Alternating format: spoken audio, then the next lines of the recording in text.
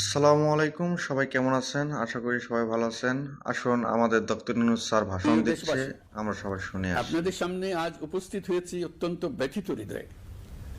এই আনন্দের দিনে গভীর বেদনার সঙ্গে জানাচ্ছি, জুলাই অভ্যুত্থানের সম্মুখ যোদ্ধা, ইনকিলাব মঞ্চের মুখপাত্র শরীফ ওসমান হাদির উপর সম্প্রতি যে হামলার ঘটনা ঘটেছে, তা শুধু একজন ব্যক্তির উপর আঘাত নয়, এটি বাংলাদেশের অস্তিত্বের উপর আঘাত, আমাদের গণতান্ত্রিক পথ চলার উপরে আঘাত।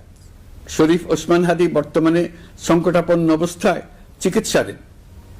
তার চিকিৎসা ও নিরাপত্তা নিশ্চিত করতে সরকার প্রয়োজনীয় সব ব্যবস্থা গ্রহণ করেছে। ইতিমধ্যে উন্নত চিকিৎসার জন্য তাকে সিঙ্গাপুরে পাঠানো হয়েছে।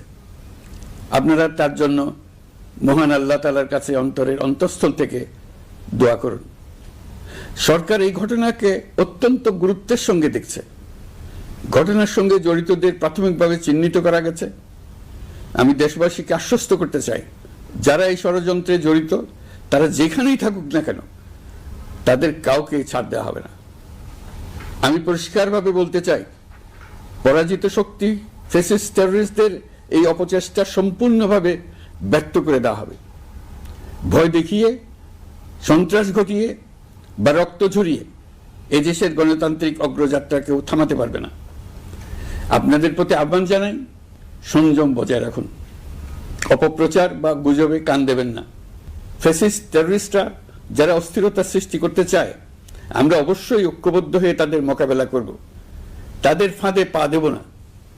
পরাজিত ফ্যাসিস্ট শক্তি এদেশের পবিত্র মাটিতে